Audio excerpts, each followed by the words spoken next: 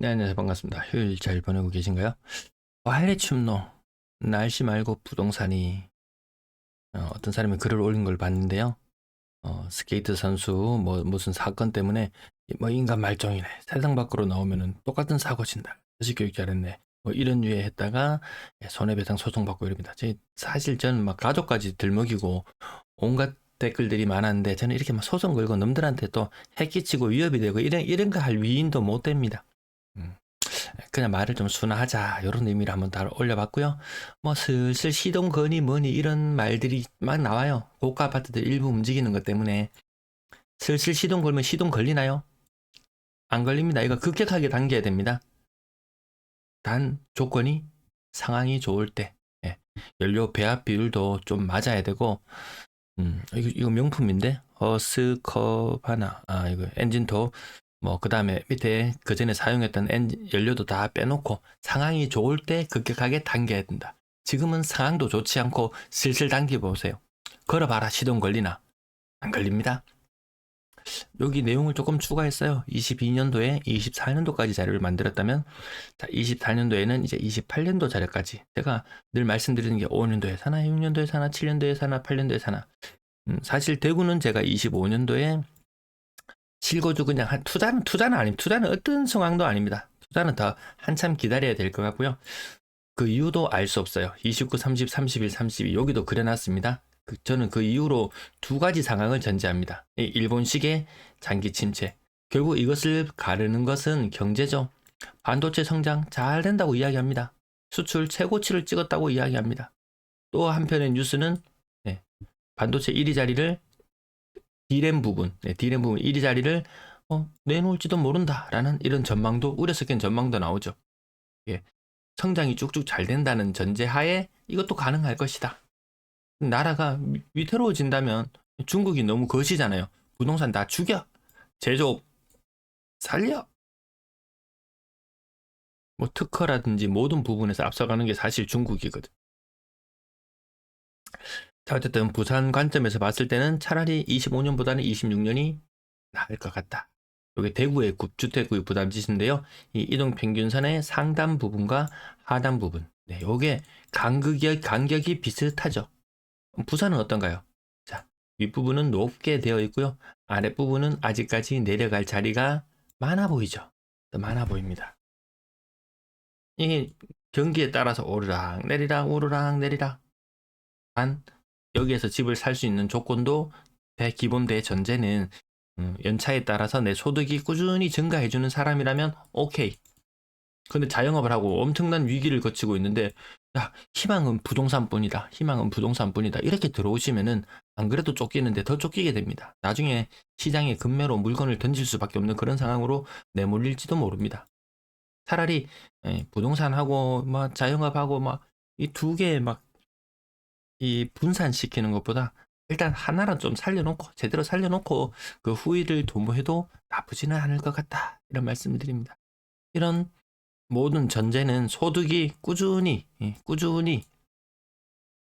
증가한다는 전제하에 주택 구입에 대한 부담이 과거보다 낮아졌다는 것이지 소득이 줄어들었다면 이 차트상에 이런 주택 구입 부담 지수가 낮아지는 거 이건 어디까지나 평균이고 나의 부담은 오히려 22년도보다 지금이 더 부담스럽다 이렇게 느끼는 사람도 있을 겁니다. 서울 아파트 거래량 끊임없이 추적하고 있습니다. 1600건대의 거래량이 나왔다면 2700건대의 최종 거래량이 점쳐지고요. 부산은 부산 뒤에 다시 해놓을게요. 서울 전세 거래 뭐 대단하니 하지만 거래량 보십시오. 그렇게 많지 않아요. 예년 평균 정도의 흐름입니다. 뭐 전세가 풍기니 뭐니 난리를 치지만 아니거든요. 전세 물량 많거든요. 재미난 뉴스 가지고 왔습니다. 이거 대구 방송에서 좀 길게 말씀드렸는데 얼마나 길게 말씀드릴 수 있을지. 자, 뉴스를 보면요. 주택 구입으로 신생아 특례를 가장 많이 사용했다. 이렇게 하면은 모두 다 신규 주택 구매인 줄 알아요. 근데 그거 아니거든요. 이거는 대환 플러스 신규 구입까지 포함된 내용입니다. 그럼 얼마나 대출 받았나 볼까요? 대출 금액 신규 주택 구입으로 7월 30일 현재 신청분까지가 3조 신청이었습니다. 작년 특례 대출은 어땠나요? 7월 30일까지 18조 신청했습니다. 18조. 이거는 확정분, 빨간색은 확정분입니다. 18조. 지금은 3조. 작년에 40조 돈 풀어놓고 야, 집 사라 하니까 18조 대출 받아서 주택 구입했어요. 물론 이 중에는 10조는 대환이었습니다. 10조 대환에 18조 신규 대출. 이 정도 분위기였습니다. 올해는 돈을 32조를 풀어놓고 야, 집 사라 했더니만 3조치 샀어요. 3조치. 대환이 2조가 넘고요. 작년하고 온도하고 이 차이 느껴지시나요? 신생아 특례 이거 헛방이다. 신생아 특례 헛방이다. 늘 말씀드리고. 그럼 올해 대출, 정책자금 대출 역대로 또 많이 대출 받아서 집을 샀다고 하는데 보금자리론이 사실 많았습니다. 신생아 특례 이거 5년 한정에 금리도 좀 낮긴 하지만 그렇게 매력적인 상품은 아닌 것 같다. 사실 신생아가 그렇게 많지 않다. 이 뉴스 내용 보고 이 글자 읽어집니까? 글자 읽어집니까? 안 읽어지죠? 얼마나 보기 좋습니까? 표 하나로. 이걸 제가 몇 년을, 2년을 꼬박 추적하고 있습니다. 이 뉴스의 이 숫자도 옳게 분류도 안 해놓습니다. 그걸 제가 쪼개고 나눠가지고 이렇게 만들어 놨습니다. 그럼 신생아 특례로 구매하는데, 작년에 특례 대출은 부산에 월별 거래량에 한 150건 정도 영향을 미쳤을 거예요. 증가하는데, 그 이상의 영향이 있었겠죠. 신생아 특례는 거의 효과가 없습니다. 거의 효과가 없어요. 올해 신생아 특례로 주택을 구매했는 건수가 한 8,000건 정도 되겠네요. 8,000건. 전국 기준으로 8,000건입니다. 부산이 인구가 전체 인구의 6% 정도 되죠. 그러면 86은 48, 네, 480건. 올해 부산에서 신생아 특례로 집을 찾는 사람은 480명 정도 될 것이다. 신규 주택, 대안 빼고 신규 주택 구입했는 것만, 네, 480건. 뭐 대충 500건 잡아도 지난 5개월 동안, 거의 한 6개월 동안이죠. 대출 받아 샀는 거니까 한 달에 80건 영향이요. 부산 한 달 거래 많으면 한 2,000, 평균적으로 올해 한 2,200건 거래된 것 같은데요. 그중에 신생아 특례로 집 사는 사람 요거밖에 안 됩니다. 한 달 기준으로. 비율이고 뭐고 계산할 것도 없죠. 쿠팡알리 감사합니다. 댓글창 한 번씩 보시고 클릭해주세요. 자, 매도 물량. 오늘 정상 수요일치, 오늘 목요일, 정상 반영 안 되고 휴일 때문에 약간 오락가락하지만 늘어나는 추세다. 그것만 이해하시면 되겠고요. 분양권 매도 물량은 한 2,000개 정도. 대구는 2,500개. 매수 심리 2년 하락했으니까 올라야지. 제가 이 화살표 과거처럼 급등이 나타날까 싶어가지고 혹시라도 제가 하락을 주로 이야기하다 보니까 급등 시기를 놓쳐서 혹시라도 제 방송을 믿고 기다리고 시청하면서 믿고 기다리시는 분들에게 혹시라도 피해가 될까 싶어가지고 이거 언제 급등하나 싶어가지고 계속 관찰하고 있습니다. 급등하는 현상 없더라. 분양 올해 호기롭게 분양했습니다. 7,471개 분양했습니다. 그리고 또 분양하려고 줄 서서 기다리고 있어요. 시절이 좋았다면 얘들 다 분양했겠죠. 시절이 좋지 않다는 것을 반증하는 것이 이 분양 물량이 아닌가 싶습니다. 올해 분양한 것만 노란색으로 체크를 해뒀는데요. 혹시 이 중에서 중복되는 게 있을 수도 있습니다. 제가 좀 눈이 어른어른거려가지고 혹시라도 발견하시면 댓글창에 남겨주시면 이 차트 서서히 조금씩 수정해서 그런 전망이나 그런 것들 함께 공유했으면 합니다. 미분양 물량 5,600개. 자, 거래량 1,282건, 서울이 1,600건 정도 이 흐름으로 가거든요. 1,600건 정도의 흐름에서 2,300건, 아니, 이 두 배의 거래 나타납니다. 서울은 2,700건, 네, 부산은 1,800건대 정도 거래량. 한창 때 대비 지방광역시는 20에서 30% 정도 거래량이 감소하는 것 같고요. 수도권 기준으로는 인천은 한 50% 정도 거래가 급감할 것 같고, 서울은 거래가 고점 8,400건 대비 2,700건으로 떨어지면 이거 계산기로 한번 두들겨 봐야 되겠습니다. 거래량이 얼마나 많이 폭락한 것인지 27 나누기 84는 곱하기 100은 32%입니다. 고점 대비 거래량 70% 급감. 그것이 서울의 모습입니다. 좋다고 이야기할 수 있겠나요?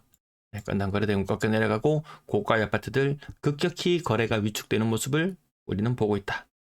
지금 여기 거래가 75% 정도 됐다고 보면요. 228건인 상태에서 거래량이 75%.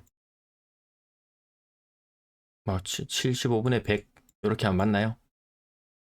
그러면 이것도 계산기 한번 두들겨 볼게요. 제가 매번 이런 식으로 계산을 다 합니다. 어떤 식으로 나타날 것인가?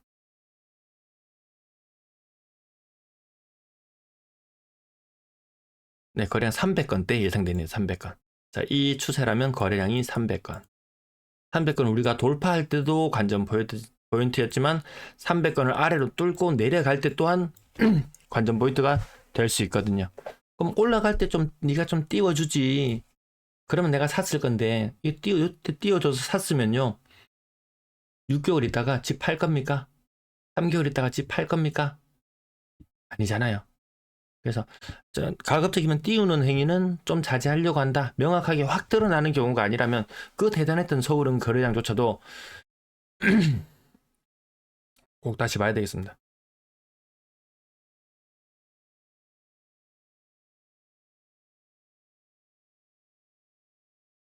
그 대단했던 서울의 거래량조차도 이때 거래량 폭발한다. 사라. 거래량 폭발한다. 사라. 근데 누가 알았겠습니까? 여기에 거래량이 70% 급감한다는 사실을 누가 알았겠습니까? 이때 사라고 부채질 할 수 있었을까요? 그냥 장기적으로 경제가 성장하고 나라의 부가 급격히 팽창해 나가는 시기라면 야, 이 사라 라고 이야기했겠지만 지금 이야기했다가 어디 길싸대기 맞습니다. 영상 벌써 10분이 넘어가네요. 뒷부분 아이고 영상 오늘 자료를 너무 많이 준비해가지고 좀 열었습니다. 이해해 주실 거죠? 조금 길어져도. 자, 6억 이상 비중 다시 줄어드는 모습도 목격하고요. 분양권 거래 매물이 2,000개 정도 수준에 있었죠. 거래량은 한 달에 한 200건 정도 거래량이 이루어집니다. 그마저도 9월 달에는 8월 달하고 9월 달하고 온도 차이가 확실히 느껴지잖아요. 8월 달 얘가 막차라고 제가 수도 없이 말씀드렸어요. 그러니까 사람들이 저한테 와서 얼마나 융단폭격으로 욕을 해댔습니까? 시간이 지나고 나면 말해주겠죠. 저도 이게 막차인지 아닌지는 모르지만 뭐 대출이나 주변 경제 상황이 막차라고 얘기해 줬으니까 그때 이후로 9월 달에 직거래 비율이 너무 높아집니다. 분양권. 전세 거래도 같은 기간 놓고 보면 조금 오히려 비수기 쪽으로 가까운 쪽으로 가고 있고요. 실거래 가격 마지막에 짚어볼게요. 전세 건당 거래대금도 다시금 좀 빠지고 있다. 금리 오르면서 더 빠진다는 현상까지 계속 말씀드렸습니다. 마지막으로 실거래 가격을 짚어볼게요. W 28억 5천. 그 아래쪽으로 내려오면 요 대형 평형들 제껴놓고 나면 국평 제일 비싼 거 10억. 국평 제일 비싼 거 10억, 9억. 그 정도 수준. 그 정도는 차고 넘친다.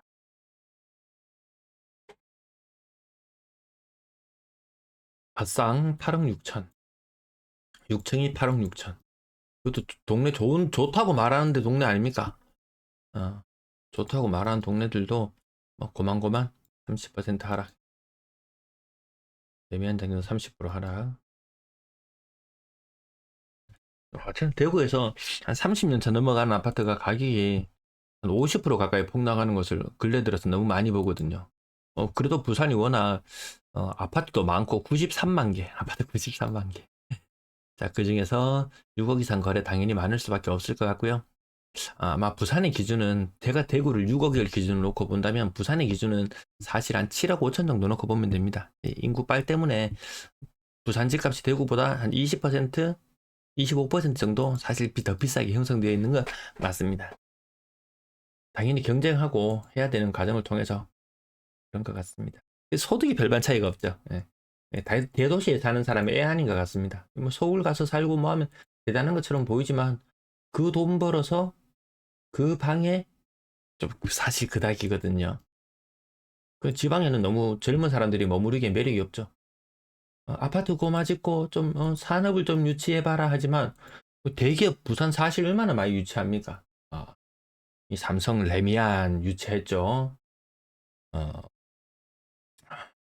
뭐 대기업 아파트만 잔뜩 유치하고 있더라. 대기업을 유치하라고 했더니만 실정이 그런 실정입니다. 가격 30% 이상 빠지면 이거 엄청 많은데요. 분위기 별반 달라지지 않았습니다. 사실상 그 고가 아파트 몇 건을 보면은 정말 슬슬 시동 거는 것처럼 보입니다. 근데 이 가격 하단으로 내려오면은 이 하락률이 말도 못합니다. 40%씩 하락하는 것들 넘쳐나더라. 이런 것들은 언론에 별로 주목받지 못하죠. 다 묻혀버리는 경우들이 훨씬 더 많습니다. 시장 전체 평균을 놓고 봤을 때는 하락세가 맞아요. 하락세가 맞습니다. 내가 평균적인 중위 가격 혹은 평균의 아파트 가격을 논한다. 평균의 아파트 가격을 논하자면 상위 30%니까 그냥 현상 유지하는 정도의 모습, 네, 그 정도의 모습이고요. 중위의 아파트, 그러니까 51등에서 100등까지 줄 섰을 때 50등짜리 아파트의 가격을 보자면 빠졌습니다. 23년도보다 빠졌다고 보는 게 맞아요.